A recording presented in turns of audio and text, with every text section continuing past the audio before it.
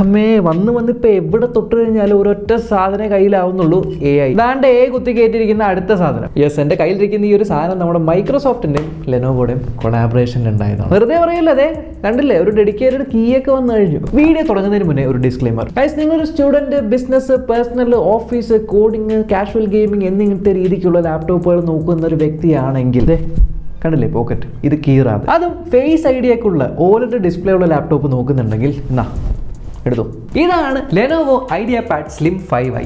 ഇതിൻ്റെ ചാർജർ ഞാൻ കാണിച്ചു തരാം കേട്ടോ. കണ്ടില്ലേ, നമ്മുടെ Type-C charger. Yes, phone charge ചെയ്യാൻ പറ്റുന്ന അതേ പവർ ഡെലിവറി 65 വാട്ടിൻ്റെ ചാർജർ.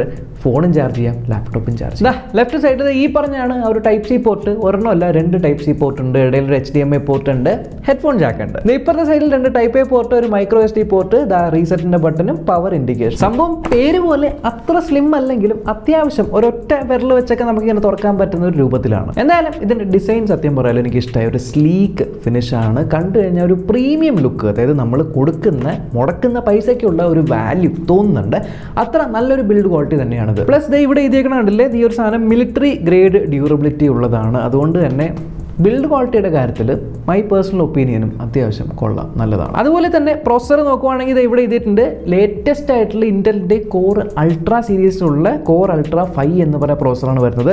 തൊട്ട് സൈഡിൽ ഇന്റൽ ആർക്ക് ഗ്രാഫിക്സ് ആണ് ഇതിൽ കൊടുത്തിരിക്കുന്നത്. ആൻഡ് ലാപ്ടോപ്പിന്റെ മെയിൻ ഹൈലൈറ്റ് ആണിത് ഈ കാണുന്ന ഡിസ്പ്ലേ, പറയാതിരിക്കാൻ വയ്യ. 14 ഇഞ്ചിന്റെ ഒരു ലാപ്ടോപ്പാണിത്. 16:10 റേഷ്യോയിലുള്ള ഒരു OLED ഡിസ്പ്ലേ. യെസ്, OLED എന്ന് പറയുമ്പോൾ ബ്ലാക്ക് എന്ന് പറയുന്നത് ആക്ച്വൽ ഡീപ് ബ്ലാക്ക് ആണ്, അവിടുത്തെ പിക്സൽസ് ഓഫ് ആയിരിക്കും. പ്ലസ് ഒരു ഗ്ലോസി ഡിസ്പ്ലേ ആണ്. And 100% DCI P3 colour gamut ഇതിനകത്തുണ്ട്. അതുകൊണ്ട് തന്നെ കളർ റീപ്രൊഡക്ഷനും അത്യാവശ്യം കൊള്ളാം, നല്ല പഞ്ചി ആയിട്ടുള്ള ഡിസ്പ്ലേ. അതേപോലെ ഇവിടെ എഴുതിയിട്ടുണ്ട് കണ്ടില്ലേ, low blue light TUV certified ആണ്. അതുകൊണ്ട് തന്നെ ഐ സ്ട്രെയിനും കാര്യങ്ങളൊന്നും വരില്ല. ഞാൻ കുറേ അധികം നേരം ഈ ഒരു ലാപ്ടോപ്പ് യൂസ് ചെയ്ത് നോക്കി, ആൻഡ് ഐ സ്ട്രെയിൻ കുറവാണ്. 400 നിറ്റ്സ് വരെയാണ് ഇതിന്റെ മാക്സിമം ബ്രൈറ്റ്നസ് പോകുന്നത്. ഇവിടെ ആയിട്ട് നിങ്ങൾക്ക് കീബോർഡ് ഉണ്ട്, 2 സൈഡിലായിട്ടാണ് സ്പീക്കേഴ്സ്, സ്റ്റീരിയോ സ്പീക്കേഴ്സ് വരുന്നുണ്ട്, ഡോൾബി അറ്റ്മോസിന്റെ സപ്പോർട്ട് ഉണ്ട്. ആൻഡ് കീബോർഡ് നിങ്ങൾ നോക്കുവാണെങ്കിൽ ഇതൊരു ബാക്ക് ലിറ്റ് കീബോർഡ് ആണ്. യെസ്, ബാക്കിൽ നമുക്കൊരു ലൈറ്റ് വരുന്നുണ്ട്. ആൻഡ് ഇവിടെയാണ് നിങ്ങൾക്ക് പവർ ബട്ടൺ വരുന്നത്. ശരി, ഇതൊക്കെ സാധാരണ എല്ലാ ലാപ്ടോപ്പിലും കിട്ടുന്നതാണല്ലോ. ഞാൻ വീഡിയോയുടെ തുടക്കത്തിൽ പറഞ്ഞ AI ഫീച്ചർ എന്തെന്നാ, ഇതിനകത്തുള്ള AI ഫീച്ചർ എന്തൊക്കെയാണ് കൊത്തി നിറച്ചിരിക്കുന്നത്, ശരിക്കും നമുക്ക് ഉപയോഗം ഉണ്ടോ പറഞ്ഞുതരാം. സത്യം പറഞ്ഞാൽ ഇതിനകത്ത് ലെനോവോ AI എഞ്ചിൻ ഉണ്ട്. ഇവിടെ താഴെ കാണുന്ന ഒരു ആപ്പ് ഉണ്ട്, ലെനോവോ വാൻറ്റേജ് എന്ന് പറഞ്ഞിട്ട്. ഈ ആപ്പ് ഓപ്പൺ ചെയ്യുമ്പോൾ നമ്മുടെ ഡിവൈസിന്റെ ഡീറ്റെയിൽസ് എല്ലാം കാണും. ഈ ഒരു സൈഡിലുള്ള 3 ലൈൻസ് ക്ലിക്ക് ചെയ്ത് കഴിഞ്ഞാൽ കണ്ടില്ലേ, ഇവിടെ ഡിവൈസ് സെറ്റിംഗ്സ് ഉണ്ട്. തൊട്ട് സൈഡിൽ നിങ്ങൾക്ക് ഇവിടെ പവർ എന്ന് കാണാം. പവറിനകത്ത് നിങ്ങളുടെ ബാറ്ററിയുടെ ഹെൽത്ത് എത്രയാണ്, ബാറ്ററി ടെമ്പറേച്ചർ ഒക്കെ കാണിക്കും, current charge, full capacity, accumulated സൈക്കിളൊക്കെ. പക്ഷെ താഴെ നിങ്ങൾ പോയി കഴിഞ്ഞാൽ ഇവിടെ പവർ മോഡ്സ് ഉണ്ട്. ഇവിടെ നിങ്ങൾ കണ്ടില്ലേ അഡാപ്റ്റീവ് പവർ മോഡ്. യെസ്, ഇതിനകത്ത് നിങ്ങൾക്ക് സ്മാർട്ട് പവർ ഉണ്ട്. യെസ്, നിങ്ങൾ ഡിവൈസ് യൂസ് ചെയ്യുന്ന സമയത്ത് നിങ്ങൾ ഏതൊക്കെ ആപ്ലിക്കേഷൻസ് ആണ് യൂസ് ചെയ്യുന്നത്, എങ്ങനെയൊക്കെയാണ് യൂസ് ചെയ്യുന്നത് എന്നുള്ള കാര്യങ്ങളെല്ലാം പഠിച്ച് ഓട്ടോമാറ്റിക്കലി ഇന്റലിജന്റ്ലി ഇതിൻ്റെ ആ ഒരു തെർമൽസ്, ഫാനിൻ്റെ സ്പീഡ്, അതേപോലെ ബാറ്ററി കപ്പാസിറ്റി, ബാറ്ററി എത്ര യൂസ് ചെയ്യുന്നു, ബാക്കി സകലമായ കാര്യങ്ങളും AI ഉപയോഗിച്ച് അഡാപ്റ്റ് ചെയ്ത് നിങ്ങൾക്ക് നല്ല ഒരു ബാറ്ററി ബാക്കപ്പ് തരുന്ന രീതിക്ക് ഇത് ട്യൂൺ ചെയ്യും. ഇവിടെ സൈഡിൽ കാണാം നിങ്ങൾക്ക് high performance, battery life, fan speed, quiet operations, ഈ കാര്യങ്ങളെല്ലാം ഓട്ടോമാറ്റിക്കലി മാനേജ് ചെയ്യും. ഇത് കാരണം ഏകദേശം 20% കൂടുതൽ നേരം ബാറ്ററി നിൽക്കും. ഇനി അതേപോലെ നിങ്ങൾ നെറ്റ്വർക്കിൽ പോയി കഴിഞ്ഞാൽ ഇതിനകത്ത് വൈഫൈയുടെ കാര്യങ്ങളൊക്കെ എഴുതിയിട്ടുണ്ടാവും.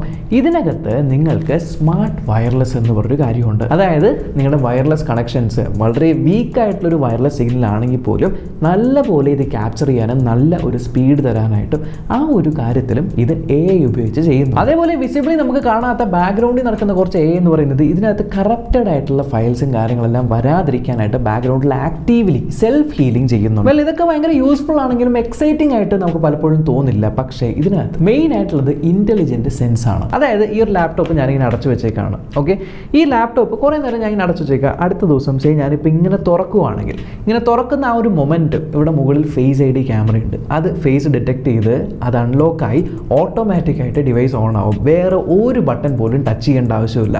ജസ്റ്റ് നിങ്ങൾ തുറന്നു കഴിഞ്ഞാൽ ഓൺ ആവും. യെസ്, ഇതിനാണ് ഒരു ഫ്ലിപ്പ് ടു സ്റ്റാർട്ട് എന്ന് പറയുന്നത്. അതേപോലെ നിങ്ങൾ യൂസ് ചെയ്തുകൊണ്ടിരിക്കുന്ന സമയത്ത് നിങ്ങൾക്ക് ഒരു അത്യാവശ്യം അല്ലെങ്കിൽ നിങ്ങൾക്ക് ദാഹിച്ചൊന്ന് വെള്ളം കുടിക്കാൻ പോകണം എന്ന് പറഞ്ഞ് നിങ്ങൾ പോയാൽ ഇത് നോക്കുമ്പോൾ നിങ്ങൾ ലാപ്ടോപ്പിന്റെ മുന്നിലില്ല. ഇത് അറിഞ്ഞ ഉടനെ തന്നെ ഇത് ലോക്ക് ആവും. ആൻഡ് നിങ്ങൾ തിരിച്ചു വന്ന ലാപ്ടോപ്പിന്റെ മുന്നിലിരിക്കുമ്പോൾ ഓട്ടോമാറ്റിക്കായിട്ട് അൺലോക്ക് ആവും. എവിടെയാണോ നിങ്ങൾ നിർത്തിയത് അവിടെ തന്നെ ഉണ്ടാവും. യെസ്, ഇതിനെയാണ് ലെനോവോയുടെ പ്രസൻസ് ഡിറ്റക്ഷൻ എന്ന് പറയുന്നത്. ആൻഡ് ഈ അടുത്ത് ഒരുപാട് ആൾക്കാർ ലാപ്ടോപ്പ് ഇപ്പോൾ ഓഫീസ് യൂസിനായാലും ബിസിനസ് യൂസിനായാലും സ്റ്റുഡൻസ് ആയാലും യൂസ് ചെയ്യുന്നത് എന്തിനാണ്? കോളുകൾ ചെയ്യാൻ, മീറ്റിംഗ് ഒക്കെ അറ്റൻഡ് ചെയ്യാനാണ്.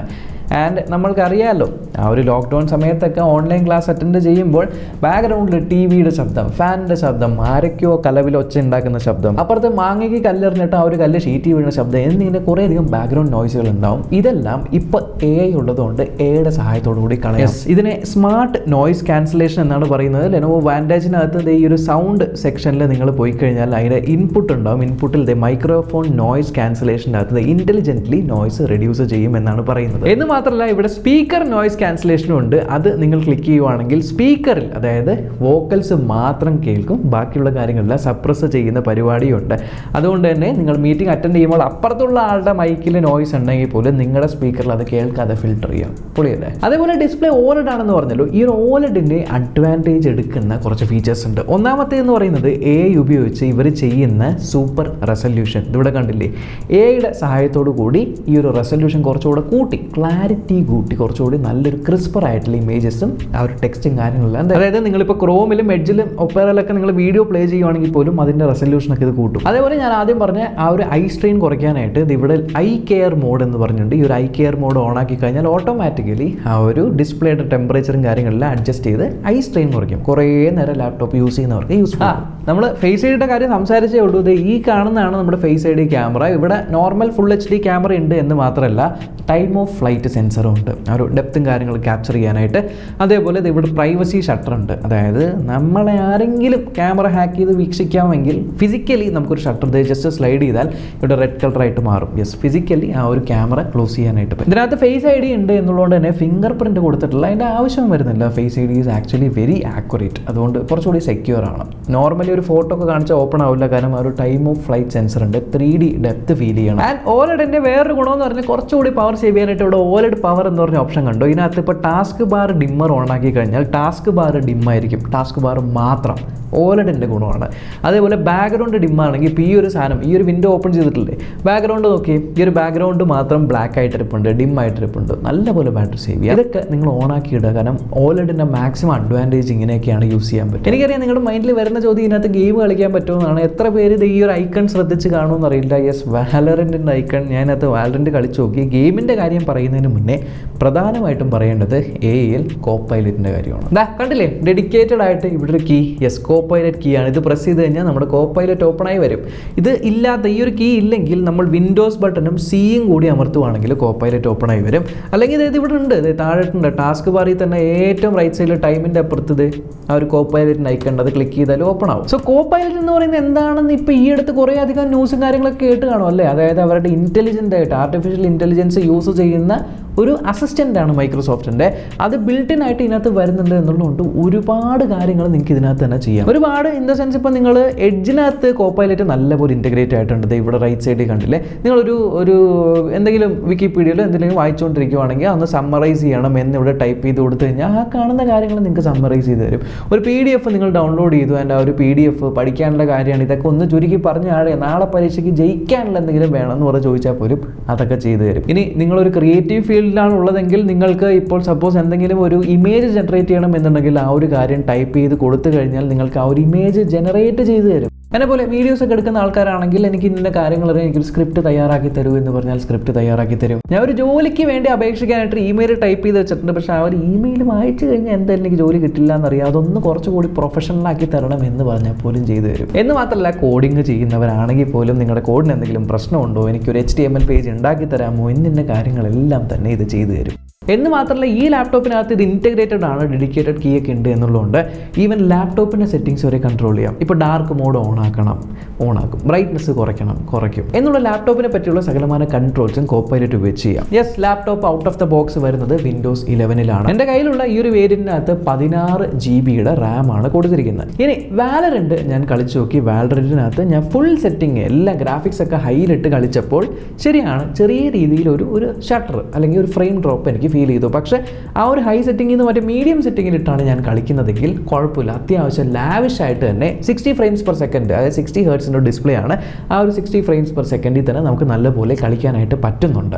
അതായത് ഇതിനകത്തുള്ളത് Intel Arc ആണ്. ഇതിന് മുന്നത്തെ ആ ഒരു ഗ്രാഫിക്സിൻ്റെ കുറച്ചുകൂടി ബെറ്റർ ആണ് ഈ ഒരു Intel Arc ഗ്രാഫിക്സ് എന്നുള്ളതുകൊണ്ട് ഇതേപോലെ ചെറുകിട ഗെയിമും കാര്യങ്ങളെല്ലാം നിങ്ങൾക്ക് ഇതിനകത്ത് സുഖമായിട്ട് കളിക്കാൻ പറ്റും. ആൻഡ് മെയിൻ ഹൈലൈറ്റ് ഇതിനകത്ത് Intel Core Ultra പ്രോസസ്സർ ആണ്, ആർക്കിൻ്റെ ഗ്രാഫിക്സ് ആണ്, OLED ഡിസ്പ്ലേ ആണ്, ആൻഡ് ആൻഡ് AI ഉപയോഗിച്ച് ഇൻ്റലിജൻ്റ്ലി പവറും തെർമൽസും എല്ലാം മാനേജ് ചെയ്യും എന്നുള്ളത് കൊണ്ട് ഇതിൻ്റെ ബാറ്ററി ബാക്കപ്പ് അപാരമാണ്. അതായത് ഞാൻ ഇത് ഫുൾ ചാർജ് ചെയ്ത് കഴിഞ്ഞിട്ട് യൂസ് ചെയ്ത് കഴിഞ്ഞാൽ ഷട്ട് ഡൗൺ പോലും ചെയ്യാറില്ല. ജസ്റ്റ് ഇതിങ്ങനെ അടച്ചവിടെ വെക്കും.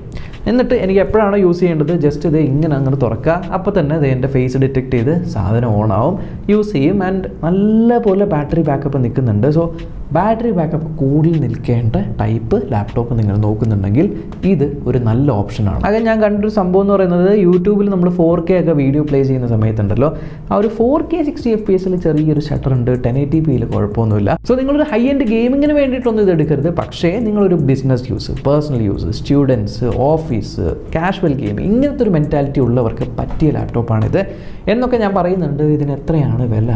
ഇതിൻ്റെ പ്രൈസ് ഇപ്പോൾ വരുന്നത് 80,990 റുപ്പീസാണ്. പക്ഷേ ആ ഒരു പ്രൈസ് ഫ്ലക്ച്വേറ്റ് ആയിക്കൊണ്ടിരിക്കുന്നുണ്ട്. ഒരുപാട് ഓഫറുകൾ പോയിക്കൊണ്ടിരിക്കുന്നുണ്ട്. അതുകൊണ്ട് തന്നെ നിങ്ങൾ ലക്കി ആണെങ്കിൽ അതിലും കുറഞ്ഞ പ്രൈസിന് ഇത് മേടിക്കാൻ പറ്റും. അപ്പോൾ ഒരു കാര്യം ഞാൻ ശ്രദ്ധിച്ചത്, ലെനോവോയുടെ ലാപ്ടോപ്പ് നിങ്ങൾ ലെനോവോയുടെ സൈറ്റിൽ നിന്ന് വാങ്ങിക്കുവാണെങ്കിൽ അതിനകത്തൊരു ഓപ്ഷൻ ഉണ്ട്. നിങ്ങൾ പിൻകോഡ് ഒന്ന് അടിച്ചു നോക്കുക. ചില പിൻകോഡുകളിൽ സ്വിഫ്റ്റ് 4 hour ഡെലിവറി ഉണ്ട്. അതായത് ഓർഡർ ചെയ്ത് 4 മണിക്കൂറിൽ തന്നെ ഈ ഒരു സാധനം കൊണ്ടുതരും. വേറൊരു കാര്യം എന്ന് പറഞ്ഞാൽ കസ്റ്റമൈസ് മൈ PC, അതായത് നിങ്ങൾക്ക് ഈ ലാപ്ടോപ്പ് സ്വന്തമായിട്ട് കസ്റ്റമൈസ് ചെയ്യാം. നിങ്ങൾ കസ്റ്റമൈസും കാര്യങ്ങളൊക്കെ ചെയ്ത് കഴിഞ്ഞാൽ ഈ ഒരു ഇപ്പോൾ ഞാൻ വീഡിയോ കാണിക്കുന്ന ഇതേ സ്പെസിഫിക്കേഷൻ്റെ രീതിയിലൊക്കെ നിങ്ങൾ കസ്റ്റമൈസ് ചെയ്ത് 4 ദിവസത്തിനുള്ളിൽ ഈ ഒരു സാധനം നിങ്ങൾക്ക് വീട്ടിലെത്തും.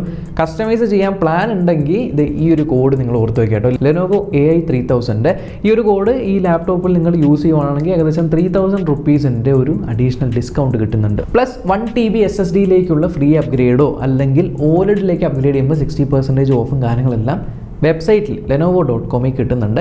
ലിങ്കൊക്കെ ഞാൻ താഴെ കൊടുത്തേക്കാൻ നിങ്ങൾക്ക് വേണമെങ്കിൽ ചെക്ക് ചെയ്യാം. കാരണം ലെനോവോയുടെ സൈറ്റിൽ നിന്ന് ഞാൻ ഈ ഒരു ഓഫേഴ്സും കാര്യങ്ങളൊക്കെ കണ്ടപ്പോൾ ബാക്കി പുറമേ നിന്ന് നിങ്ങൾ മേടിക്കുന്നതിലും കുറച്ചുകൂടി വാല്യൂ ഫോർ മണി ആയിട്ട് ഈ ഒരു ഡിവൈസ് മാറും.